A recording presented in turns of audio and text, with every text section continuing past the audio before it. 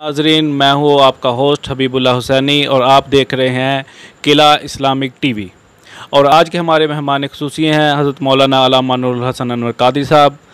हम इनसे जानेंगे कुर्बानी के मसाइल, कुर्बानी क्या है और कुर्बानी के फ़ज़ाइल क्या हैं। और हमारा ये प्रोग्राम जो है ये हफ़्ता रोज़ सवाल जवाब की नशिस्त में है। और सबसे पहले हम मौलाना नूरुल हसन अनवर कादरी साहब को खुशामदीद कहते हैं कि वो हमारे टीवी चैनल पर आए। अस्सलाम वालेकुम मौलाना। वालेकुम रहमतुल्लाहि व बरकातुहू। क्या हाल है मौलाना आपके? अल्हम्दुलिल्लाह ठीक हूँ। अच्छा मौलाना, हम आपसे सवाल जवाब करेंगे। तो जो कुर्बानी के मसाइल हैं उनके मतलब, या कुर्बानी के जो जानवर हैं उनके मतलब पूछेंगे। कुर्बानी क्या है और कुर्बानी के फ़ज़ाइल क्या हैं? बिस्मिल्लाहिर्रहमानिर्रहीम। आपका बहुत बहुत शुक्रिया हबीबुल्लाह हुसैनी साहब।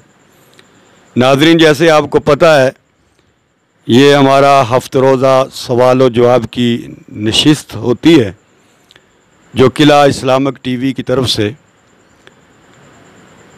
तो जैसे हबीबुल्लाह हुसैनी साहब ने पहला सवाल किया है कि कुर्बानी क्या है और कुर्बानी के फ़ज़ाइल क्या हैं। सूरह हज के अंदर अल्लाह पाक ने इरशाद फरमाया कि हमने हर उम्मत के लिए कुर्बानी को मुकर्रर किया है। ये अमल हर उम्मत के लिए अल्लाह की तरफ से मुकर्रर शुदा था, लेकिन इसकी जो खुसूसी अहमियत है वो हज़रत इब्राहीम अलैहिस्सलाम के दौर से होती है कि हज़रत इब्राहीम अलैहिस्सलाम ने अपने लखते जिगर हज़रत इस्माईल अलैहिस्सलाम की कुर्बानी अल्लाह के हुक्म से दी। इसी को नबी करीम सल्लल्लाहु अलैहि वसल्लम ने फरमाया कि ये कुर्बानी इब्राहीम अलैहिस्सलाम का तरीक़ा है, उनकी सुन्नत है। कुर्बानी के जो फ़ज़ाइल व मनाक़िब हैं उनमें तिरमिज़ी शरीफ में रवायत है, हज़रत अब्दुल्ला बिन उमर रज़ी अल्लाह ताला अन्हो फरमाते हैं कि नबी करीम सल्लल्लाहु अलैहि वसल्लम ने मदीनतुल मुनव्वरा के 10 साला क़याम में हमेशा कुर्बानी अदा की है।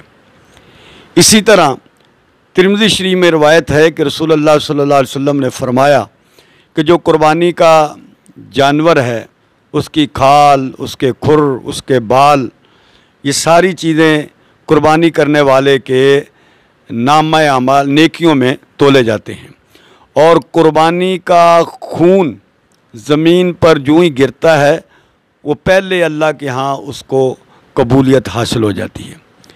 इसीलिए सुनन इब्न माजा में ये रवायत है, नबी करीम सल्लल्लाहु अलैहि वसल्लम ने फरमाया कि अल्लाह पाक ने जिसको कुर्बानी की वुसअत दी हो और वो कुर्बानी ना करे तो फिर वो हमारी ईदगाह के करीब भी ना भटके। जी माशाल्लाह। मौलाना, हमारा दूसरा सवाल है आपसे, कुर्बानी के जानवर की उम्र कितनी होनी चाहिए? कुर्बानी के जो जानवर हैं उनमें बकरी है, भेड़, तो ये 1 साल की, गाय भैंस है तो उनकी तकरीबन उम्र 2 साल, और जो ऊँट है उसकी उम्र 5 साल होनी चाहिए। दुम्बे के बारे में फ़ुक़हा ने ये बात लिखी है कि अगर वो 5-6 महीने का है लेकिन काफ़ी मोटा ताज़ा, कि उसको देखने से ऐसा महसूस होता है कि ये साल का है, तो उसकी भी कुर्बानी की जा सकती है। मौलाना, हमारा अगला सवाल है आपसे, कुर्बानी का निसाब क्या है? इसके बारे में थोड़ा सा वज़ाहत फरमाइए। कुर्बानी साहिब निसाब पर फ़र्ज़ है और वो चांदी का निसाब उसके पास पूरा हो, 52.5 तोला चांदी या 7.5 तोला सोना, या ज़रूरियात से ज़ायद उसके पास सामान है, तो उस सामान की जो कीमत है या तो चांदी के निसाब को पूरी हो जाती हो या सोने के निसाब को। उसके पास एक मकान रिहायशी है और ज़ायद मकान भी मौजूद हैं जो सोने के चांदी के निसाब को पहुंच जाते हैं, تو ایسے آدمی پر قربانی جو ہے وہ فرض ہو جاتی ہے۔ مولانا ہمارا سوال ہے آپ سے، اور آخری سوال ہے، بہت سے لوگوں میں یہ غلط فہمیاں بھی پیدا ہو جاتی ہیں، بعض کہتے ہیں جی نہیں ایسے نہیں تو ایسے ہے، ہمیں یہ آگاہ کریں کہ کیا بھینس کی قربانی جائز ہے، یا بھینس یا کٹا وغیرہ ان کی قربانی جائز ہے یا نہیں؟ بھینس کی قربانی کے متعلق بعض لوگ بہت زیادہ متشدد نظریہ اختیار کرتے ہیں۔ ایسا نہیں ہونا چاہیے، جو کرتا ہے اس کو کرنی چاہیے، اس کے اوپر تنقید نہیں کرنی چاہیے۔ بعض لوگ ایسے ہیں خود تو وہ کرتے نہیں ہیں، لیکن جو قربانی کٹے کی کر رہا ہے یا بھینس کی کر رہا ہے تو وہ لوگ ان پر تنقید کریں گے جس کی قربانی جائز نہیں ہے۔ حالانکہ بھینس جو ہے اس کے بارے میں فقہا نے، محدثین نے، علماء نے یہ لکھا ہے کہ بھینس جو ہے وہ گائے کی ایک قسم ہے، جیسے فتاوی عالمگیریہ میں بھی ہے۔ اسی طریقے سے لغات عربی کی کتاب ہے بڑی مشہور المنجد، اس میں بھی یہ بات لکھی ہے کہ الجاموس ضرب من کبار البقر، کہ بھینس جو ہے یہ بڑی گائیوں میں شمار اس کا ہوتا ہے۔ اسی طریقے سے حضرت امام سفیان ثوری رحمۃ اللہ علیہ، ان کی روایت مصنف عبدالرزاق میں ہے کہ وہ فرماتے ہیں کہ بھینسوں کو بھی گائیوں میں ہی شمار کیا جاتا ہے۔ اسی طرح حضرت امام حسن بصری رحمۃ اللہ علیہ وہ بھی فرماتے ہیں کہ بھینس گائے کے درجے میں ہے، مصنف ابن شیبہ میں یہ روایت موجود ہے۔ جو لوگ انکار کرتے ہیں کہ یہ بھینس کی قربانی نہیں ہوتی، تو ان لوگوں کے لیے انہی کے علماء نے یہ بات لکھی ہے۔ جو لوگ تنقید کرتے ہیں کہ جی بھائی بھینس کی یا کٹے کی قربانی جائز نہیں، حالانکہ ان کے علماء نے بھی اس کے جواز کا فتویٰ دیا۔ غیر مقلد عالم ہیں مولانا نعیم الحق صاحب، ان کی ایک کتاب ان نے باقاعدہ لکھی ہوئی، وہ بھینس کی قربانی کا تحقیقی جائزہ، اس پوری کتاب میں انہوں نے اپنے مختلف علماء کے فتاوے جمع کیے ہیں کہ ان کے نزدیک قربانی جائز ہے۔ اور پھر نعیم الحق صاحب نے یہ بات لکھی ہے کہ ان دلائل کے ہوتے ہوئے جو بندہ ان دلائل کو تسلیم نہیں کرتا تو وہ بندہ جاہل ہے، یہ بات لکھی ہے۔ اسی طریقے سے ان کے بڑے مشہور عالم ہیں حافظ محمد گوندلوی صاحب، وہ بھی بھینس کو گائے ہی میں شمار کر کے اس کی قربانی کو جائز کہتے ہیں۔ ہفتہ روزہ الاعتصام میں یہ ان کی یہ بات جو ہے یہ موجود ہے۔ اسی طریقے سے ان کے بڑے عالم حافظ عبد القادر حصاروی صاحب، ان کی جو ہے ایک تحریر ہے، فتویٰ ہے اخبار الاعتصام میں، جس کا شمارہ نمبر 150 ہے، ان نے بھی بھینس سے کی اور بھینس کی قربانی کو جائز قرار دیا ہے۔ اسی طریقے سے میرے پاس یہ فتاویٰ ستاریہ ہے، اس فتاویٰ ستاریہ کی جلد نمبر میرے پاس 2 ہے، یہ آپ کو نظر آ رہی ہوگی۔ فتاویٰ ستاریہ کی جلد نمبر 2 ہے اور اس کا صفحہ نمبر ہے 203۔ اس میں ان نے ایک سوال اور پھر اس کا جواب لکھا ہے، کیا بھینس کی قربانی کی جا سکتی ہے؟ یہ سوال ہے، اور اس کے نیچے ان نے اس کا جواب دیا ہے۔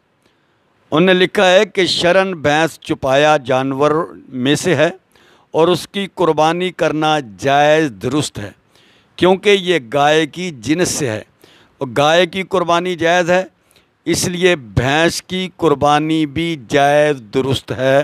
یہ فتاویٰ ستاریہ ہے، ضمیمہ جدیدہ، جلد نمبر 2، قرآن و حدیث، مولانا عبد القہار صاحب دہلوی، جو کہ مفتی ہیں جماعت غرباء اہل حدیث پاکستان کے، ان کے زیر نگرانی یہ فتاویٰ جو ہے جمع ہوا ہے، تیار ہوا ہے، اور اس کی جمع اور ترتیب جو ہے حافظ محمد ادریس سلفی صاحب نے، جو نائب مفتی ہیں، ان نے کی ہے۔ اس کا 203 صفحہ ہے، اس میں انہوں نے کہا ہے کہ یہ بھی گائے کی طرح ہے اور لہذا اس کی قربانی جائز ہے۔ اسی طرح میرے پاس یہ رسالہ موجود ہے، اس کا نام ہے ماہنامہ صدائے ہوش، لاہور پاکستان سے چھپا ہے اگست 2018 کا۔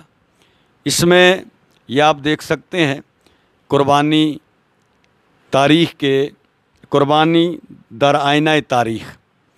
اس میں مولانا سرور صاحب کا ایک مضمون ہے کافی لمبا چوڑا، جو 16 نمبر صفحے پر ہے۔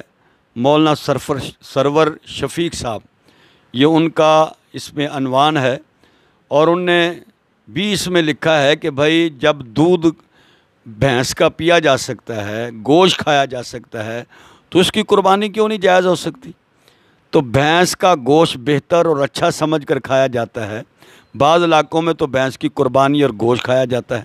تو ان نے پھر آگے جا کر یہ بات لکھی ہے کہ اپنے مختلف علماء سے، جیسے علامہ حافظ عبدالسلام بھٹوی صاحب، سورۃ الانعام پارہ 8 آیت نمبر 134 جلد نمبر اول میں، اس بھینس، نیل گائے، جنگلی گدھا، گائے بیل کی جنس ہیں، یعنی ان نے یہ بتایا ہے کہ بھینس بھی جو ہے وہ گائے ہی کی جنس میں ہے۔ پھر ان نے آگے یہ لکھا ہے، معلوم ہوا کہ بھینس کی قربانی درست ہے۔